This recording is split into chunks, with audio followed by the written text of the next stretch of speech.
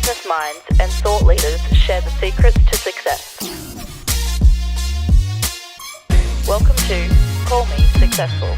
So ladies and gentlemen, we're very, very excited today to have Sarah Hackett on our podcast. Sarah, welcome to Call Me Successful. Oh, thank you for having me, Avi. I hope I'm of great interest today. I'm sure you will be. So I want to get off starting on with, how did you get into real estate? Because you've been in it, 21 years, 22 years now? 27. 27. Sorry, I got that wrong. Yes, I'm older than 27. It's an interesting question, and it's ironic because on Friday I spoke to my old school, Somerville House, and I was really nervous. It was similar to ARIC with 5,000 people. This was certainly not that size, but my daughter was in the crowd at 13, and I didn't want to let her down. And I was talking to the Year 12 students and saying, look, this is the last couple of weeks of school of your life, and some of you know exactly what you want to do. Some think they know and hoping, and some in the room may not know what they want to do next year. And I said, all of the answers to this is it's okay. They're all okay, because just do something. And that was me at school. I just did science at uni and then worked out a year or two in that I was really suffering with not being with people. But I did something that led to something else, which then led to real estate. And it was working in my mother's coffee shop whilst I was at uni, and a lady who was exceptional, she touched my hand. And it's one of those sliding door moments and said, you should be in real estate. And she was incredibly successful. She was one of the number one agents for a large franchise. I think it was LJ Hooker at the time. And she had a riverfront apartment, beautiful house, beautifully dressed, really, really lovely lady. And I said to Mum, I'm going to be a real estate agent. And she started crying. She's like, I put you through Somerville House, you're at uni and you're going to be a real estate agent. And that's how it started. Yeah, well, my mum had the same moment as well when I told her I'm leaving the law as well. So what is it about that lady? What drew her to you in that way that she thought that you'll be an agent? I was very fortunate. My first mentor was my mother, and she delivered the customer service better than I've seen anyone, because I was so close and up personal with her. So when people would come into her restaurants, you know, they might be having a good day, and I would see them. They might be having a bad day even, but they'd come out much better. Like they'd be, bye, Mum, see you. That was, you know, not Mum, but to my mum, they'll be saying, bye, see you tomorrow. And she just had this way of making an impression on people, a lasting impression, and very genuine. And so, sorry, I've forgotten the question, but that's probably where. Were you asking about the real estate? The LJ Hooker lady, what do you think it was about you that she said, you're going to be great? My apology. I think I implemented a lot of those skills that my mother naturally did, and made people feel welcome, remembered them, and, you know, knew her order, knew her coffee, was really genuinely happy to see her each time I saw her. And she just thought that I was incredibly good at customer service. That's what I feel. So we have a lot of people coming into the industry at the moment. From the outside, it looks so easy, right? Everyone's got those nice cars, the lattes, the suits, everything else. When you got in, what was it like for you? Oh, this is like, I had a mobile phone, but there was one computer that we shared. There was no laptops. There was no iPhones. It was, you know, it was back to really meet and greet people. Your office was your office. People used to come in and make appointments and call on the office line.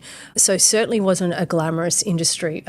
Melbourne and Sydney were very professional, but Brisbane was way behind. The first thing I did was go see my competition, because that's what they said to do. And I went to an open house, and there was a guy who was a good agent, and he was smoking at the front fence saying, go in, and leered at me. And he basically was talking to a property developer. He'd sold it and wasn't really interested in anyone else that was coming through the property. So, I mean, that was where the average was, or probably above average. So it was a great actual opportunity for me to stand out. I remember starting my early days just, hello, sir, how are you? My name's Sarah Hackett, shaking people's hands. People were like, what's this? You know, who is this? And just those real common showing respect and giving people time and being professional and learning about the property you're selling, the benefits of the area. I mean, all of those things people just weren't doing. So you could stand out quite quickly.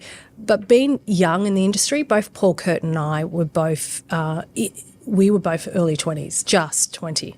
And I tried to dress older. I tried not to look my best at presentations so people thought that I was busy and working hard. I mean, there was a lot of challenges in that first year. It was the hardest year of my career because I I couldn't get the listings because they said you don't have the runs on the board. So it was this constant running around trying to prove that I could do it. And whatever I did get, I did exceptionally well at, but I didn't have the momentum.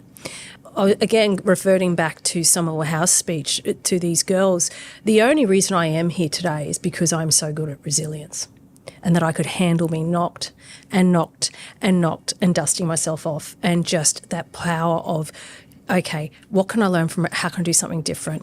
Maybe there's another opportunity tomorrow. Let's try again. And just that power of positivity and just learning how to accept so many no's in a year is the reason why I'm still here. That's the hard thing, I think, when I have a lot of new agents coming through. They're mostly between 20 to 25, in the industry for a year.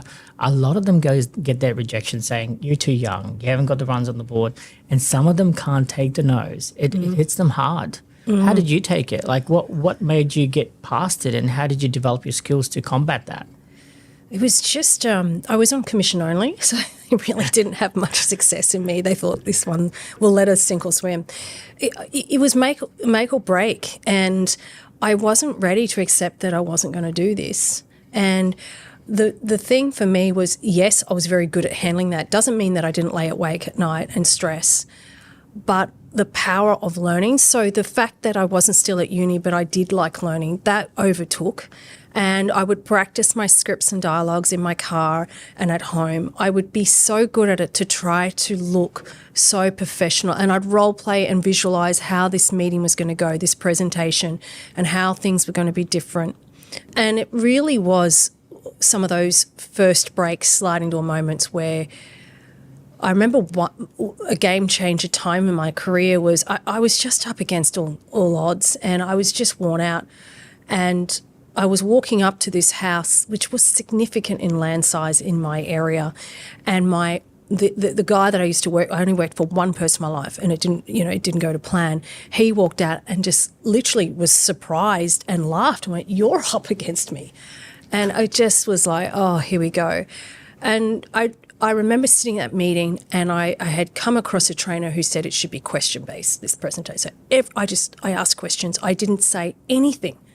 And this guy had lived in this house for 33 years, and all he wanted to do was tell me how to do it and what was great about his home. And I just listened, wrote notes. And at the end of that meeting, I got the business because he said the other person told me what to do, whereas you are genuinely interested in how we can do this together.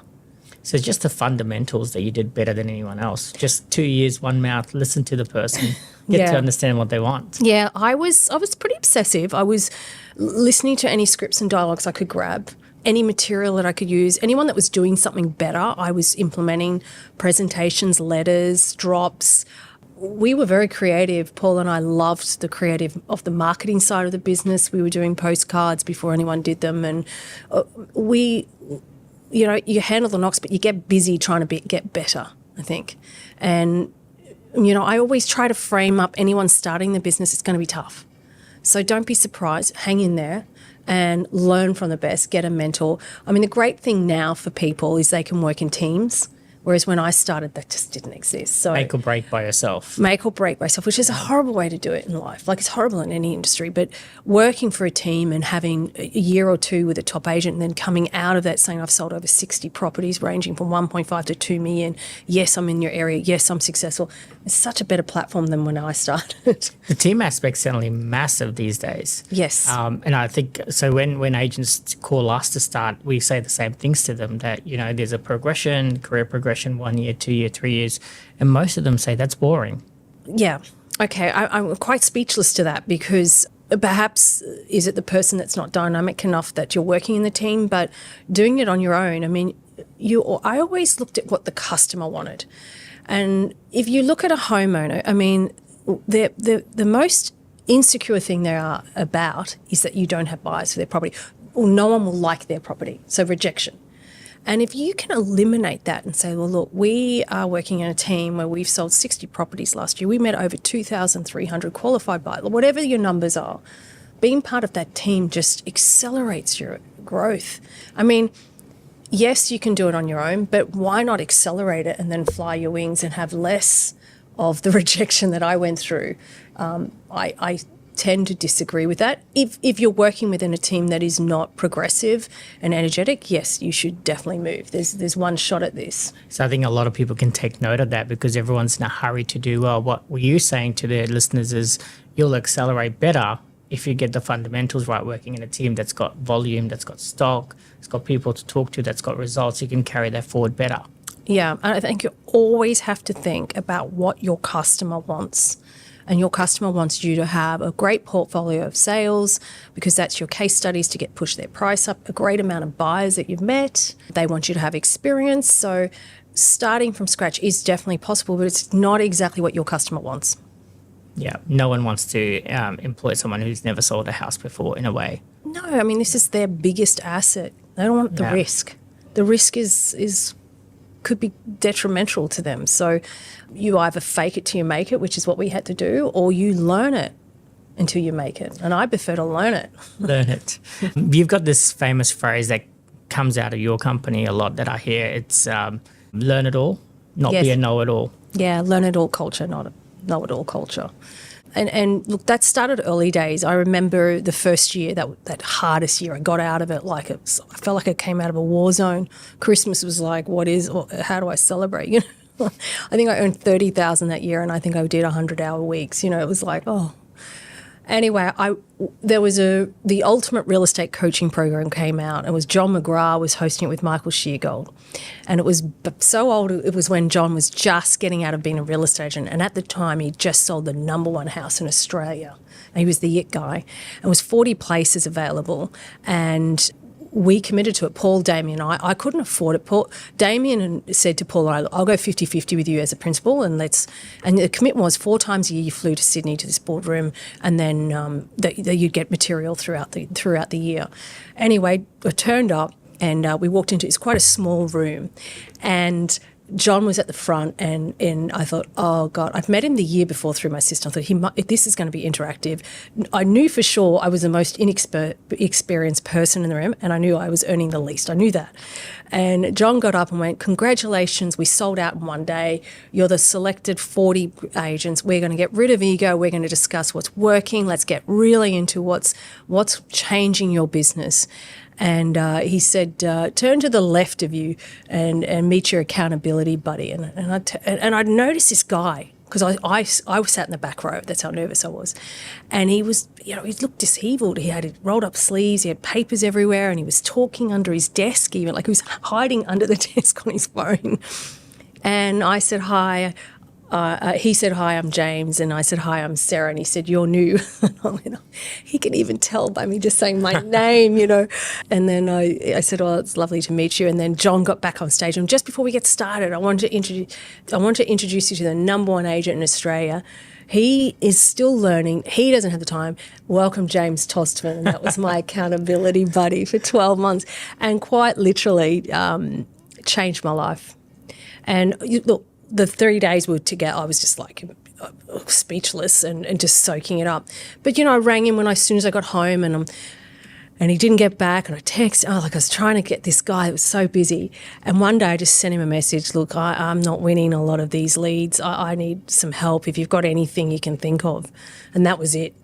And then this huge box got it delivered to my desk, and it was all his marketing letters, presentation material, so beautifully bound. This is 25 years ago. Beautifully bound like a lawyer's documentation for a court case. I was like, this is amazing.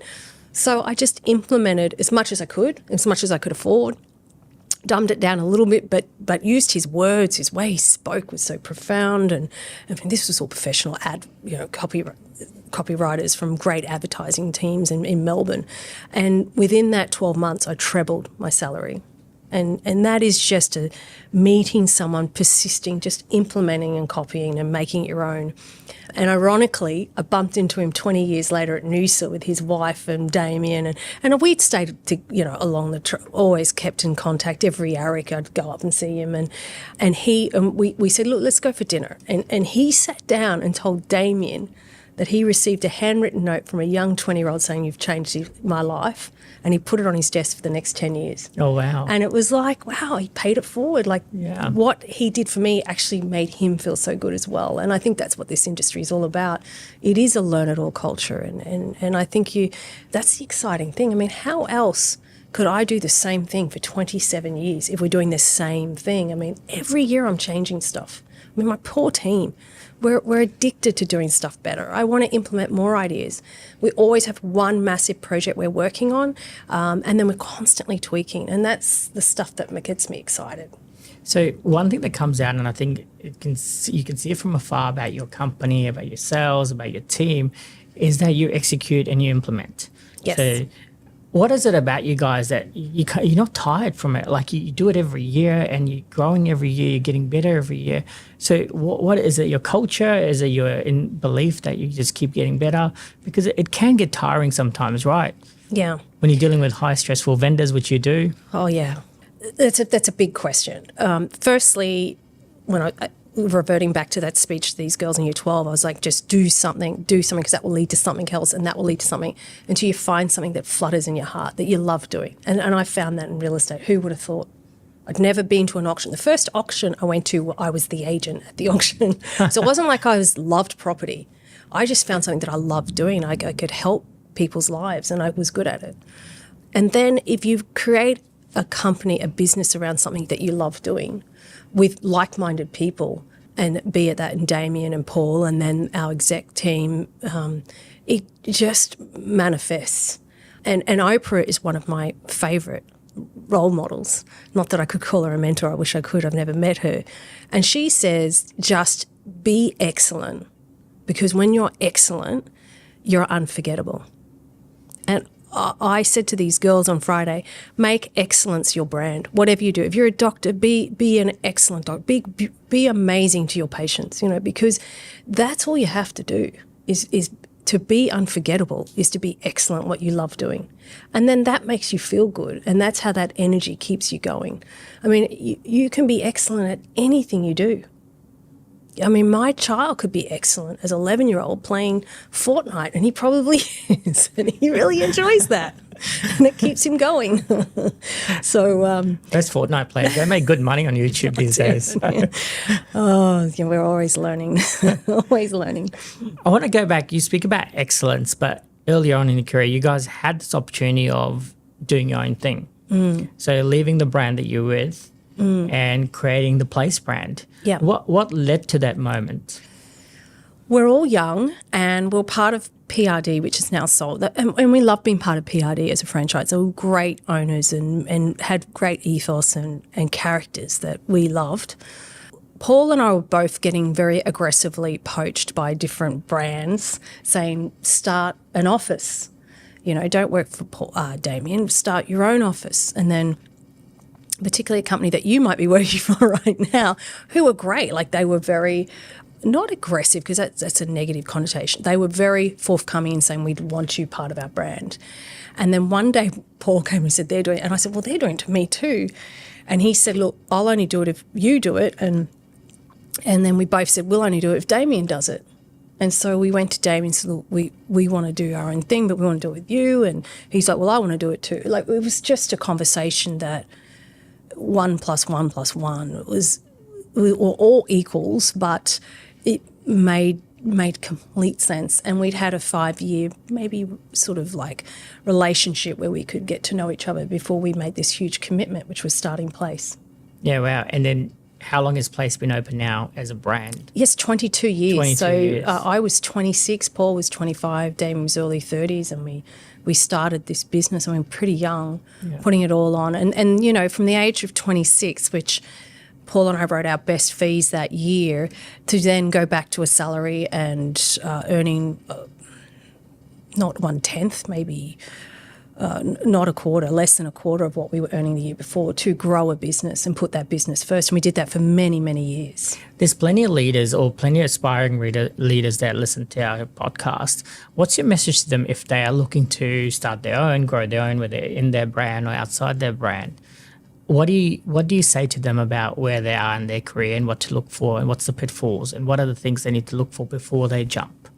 So jump in being a business owner From an agent to a business owner. It's a real learning curve. What I would do now is what we did differently back then. It's great to have a great CFO, and obviously for someone who's an agent, it'd be a great accountant to work out what it actually costs to break even to start your business, because you don't want to just open the doors and go, oh, we didn't factor in that, we didn't factor in those subscription costs, or we didn't factor, and now we're just break even. And knowing what you have to write to actually pay bills and then what's left and what to do that's cream. I think going in as a full financial model, and that's what we do at Place. We really, with our team, we really work out, okay, these are the costs. This is where we're going to have the office. This is how much that costs. I mean, the basics nutted down, and making sure you have enough fees, be it yourself and maybe some other agents next to you, to at least pay that or more on the first day. So we will tell some agents that are looking to start their own businesses, wait a year, you need to find one other agent that writes this many fees, and then you are smooth sailing for the first year without the pressure of making it just on your own. So I think having a real proper business plan, and I think there's so many great people around you. I mean, certainly in Place we're lucky, and I'm sure in your group as well, that give you such great advice for that. If you're running a team already, which probably they would be, 3, 4, 5 people, you're experienced at dealing with people, because that's the other thing. And that's where you've got to be real honest with yourself and say, look, am I an agent that is very, very good, but I am in my car 8 hours of the day and I am not going to be running that business? And people need that leadership. They just do. And if you leave people long enough, they'll dissolve, and they'll run out of the energy. They won't see you enough to grab your positivity. So there's also that looking at, okay, are you the person that can spend equal time selling and being in the office running a team, or do you need a sales manager as well? So it is a process of working out your strengths, your finances, and then who and what you need to get there. So how do you do this? Because you're a mum, wife, lead agent, you manage a team, an agent team, you're a principal of the office, managing director of Place. Like, how do you find time to do everything and give it all to everyone? Like, because it just, from the outside, I look at what you do, I'm like, how does she do this? Yeah. I've got better. You go in waves, right? You get real busy sometimes, and that's just the reality.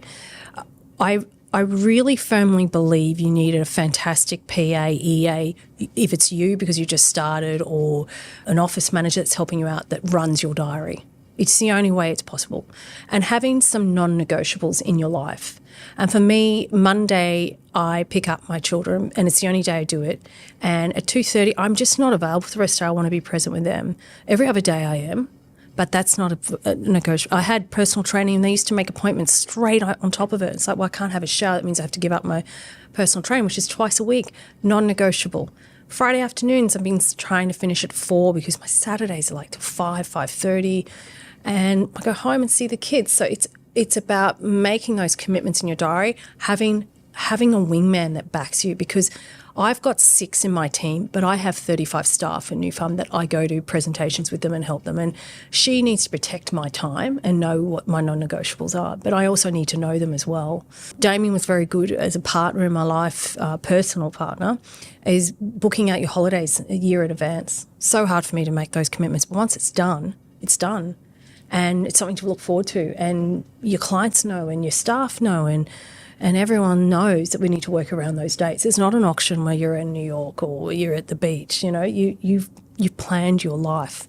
That's been the best way I've been able to commit to everything. One of the things I look at, it's when I look at your company, your team, that you have like these posts about, this is a 20-year club, 21-year club, this is a 10-year club, this is a 5-year club. It seems to be so much longevity and people just happy and not leaving. What's led to that? Like, how does leadership work because everyone's got a goal, right? Everyone wants to grow, everyone wants to make more money, everyone wants to do more with their family, but you seem to have like a structure in place that's happening for everyone. It's, I guess, because we're still in the trenches with our staff. Like I'm there with them at auctions, opens, I mean, Damien's there setting up the brand new offices, making sure they're okay, daily check-in calls. And then you've got, I think, one of Queensland's, or I reckon one of Australia's best sales manager in Paul Curtin. So who's day-to-day setting agendas with staff, keeping them accountable to what they want to achieve, there when there's hard times, there to train new ideas.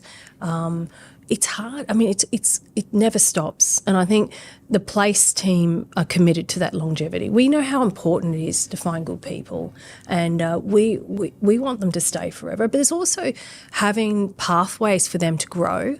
I mean, Amy started with us as a junior part-time and is now head of HR 20 years later. But we created that role with her. She designed it, but we made it available for her. And if she wants to do some extra learning externally, or we're very supportive of that because she's an incredibly loyal part of our team. Same with Jo and contracts. I mean, these girls are they're family to our business, and we can't do this alone. We need great people around. We have social clubs that now. So what we do culturally is not designed by Paul, Damien and I. We realise that we're older now, and there's people that nominate to be on those social clubs to design the year full of fitness, fun, Christmas parties, different ideas, making them more involved. We have gym memberships for everyone. We make that commitment to them that we'll go, together and what's important to their lives to make them better people. Training. We have training on Cherie Canning's doing training for people with real personal challenges, real mental, we call it mental illnesses. I just call it living life and trying to be the best person you can be. So it's evolving as a business, and certainly giving back to your people that keep them there. I want to ask you a question about partnerships. There's a lot of people at the moment getting into partnerships with real estate, opening their first office or the second or their third. Like, how do you guys, Paul and Damien, like obviously there would be disagreement, healthy disagreement in the partnership. How do you resolve that? Like, how does that work if two of you guys agree, one doesn't? Like, how do you come up with solutions? Because that's what leads to most of these partnerships failing out there. And you guys have one of the most long-standing best partnerships in real estate that I've seen. So what's the secret behind it? I always say, like, I landed it so well with my business partners. And in my personal life, it was harder to find a partner to share in life. But my business partners, it just worked. I believe we're all paid equally. So my commissions go to the business, and we are all in it together. And I think that's the only way where you don't build resent or someone's working hard and the other is we all contribute equally, but also paid equally. And I think that's just worked for us. It's not like that in every business, and I understand that, but it's made it pretty crystal clear for us there's never been fights about money, which is a huge part of any breakdown of marriage or business partnerships, so we can avoid that. But I think it's having a lot of respect for each other. I think we all know that we work too hard, and we're not resentful if someone's on a holiday because we all know how each other works. We have in our agreement that we cannot be passive investors. So we're not interested in a business partner just having their dividend but not being involved in the business. So that was from day one. And I think that's important too. We're not interested in capital raising. We want to grow this business ourselves and grow talent ourselves. But it's just being like-minded. And yes, there have been times where people have thought differently, but we care about each other. And I would hate to disappoint Paul or Damien, and I know that they'd hate to disappoint me, and it's just a commitment that's worked. I want to talk to you about luxury property. So you're synonymous with the brand, with luxury property in Brisbane and riverfront. How hard is that? Yeah. A lot of people say to me, I want to specialise in luxury, and I'm like, I think maybe you should look at the Harvey Norman approach, sell to the masses, and that's what I did. So. Well, that's where I started. That's how I got really good. Is I was a Balmoral specialist. It's the average price range, and things sold within 2 weeks, and life was sweet. If I just sold riverfront, In 2022, the total sales in Brisbane, 0.28% was riverfront sales. So I'd go broke. So let's just be realistic here. If you're going to a marketplace and you say, I only want to do a certain amount or this type of property, make sure there's enough for a commission in the total business out there that you can make a living. What I like to look with agents within their teams is gradually pushing up their average price, because that certainly can affect your total revenue quite quickly. So rather than just say I'm only specialising in the high end, I've watched so many great agents go from $1 million auction homes in Camp Hill to then dabbling into that 2.5, 3 million now and then, and that now and then is becoming regular, but they started just building that average price. For me in top end, it's incredibly hard. It can take a long time. The sellers are in complete control. They're usually CEOs and know how to do this. So you need to know what you're doing. You need to know your rate per square metres, your record prices. You need to know the buyers. You need to build trust with those buyers, and you need to have a professional organisation that does things differently. Your marketing needs to be exceptional, and you need a great strategy to get a lot more eyeballs on the property, because there's less people that have that money. So unless you have a detailed business plan on that, I would suggest to sell the average price. But I certainly think that everyone could start creeping up their average price into that prestige end of that marketplace. And you would find that in your business area here, that agents can get the better homes in the area. Anytime we sell above $1 million, we're jumping. Yeah. Well, there you go.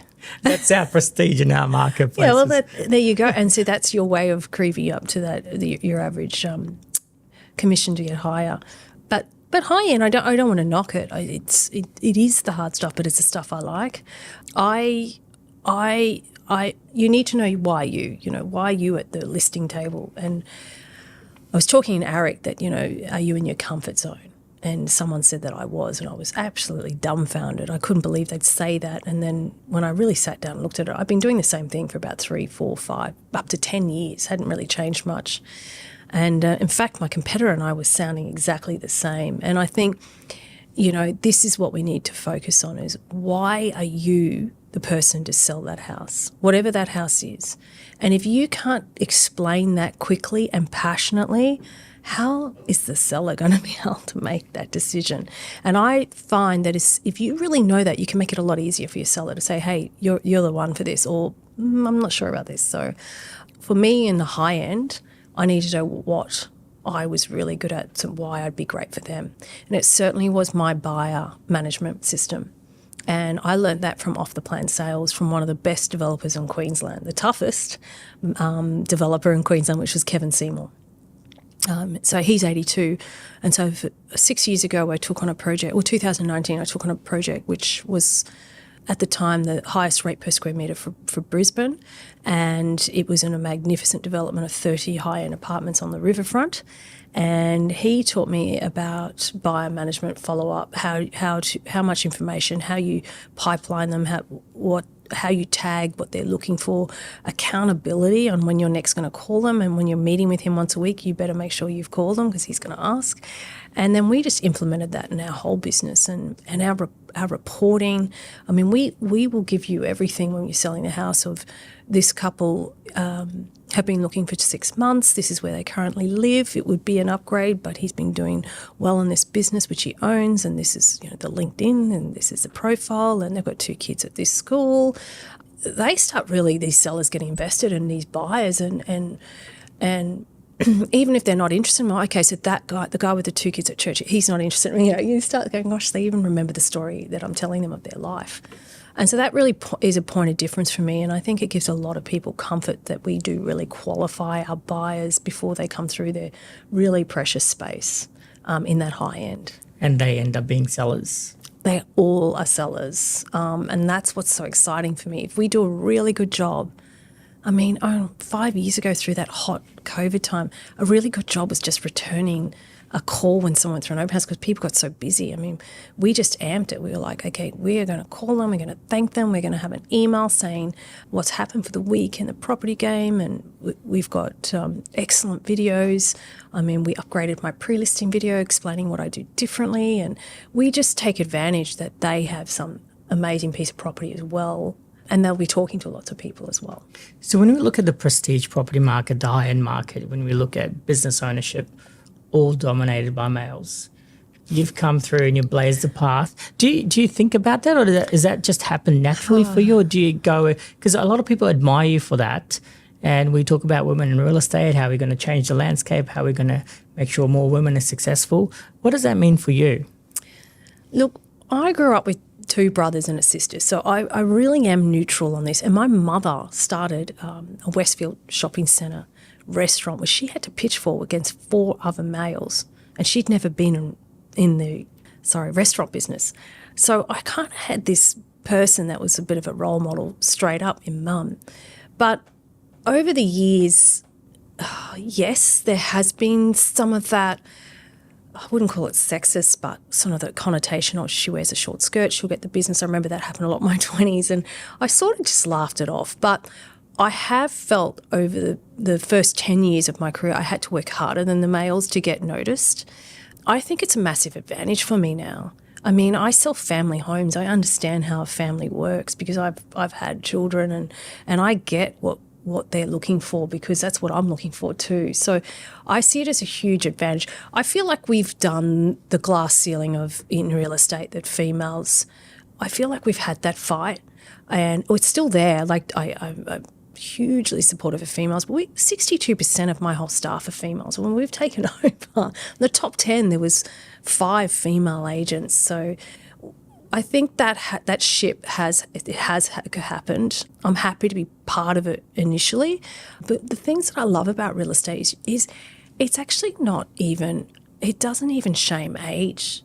Anyone can do it in this game if you've got the energy, enthusiasm and passion for customer service and doing the right thing for your client.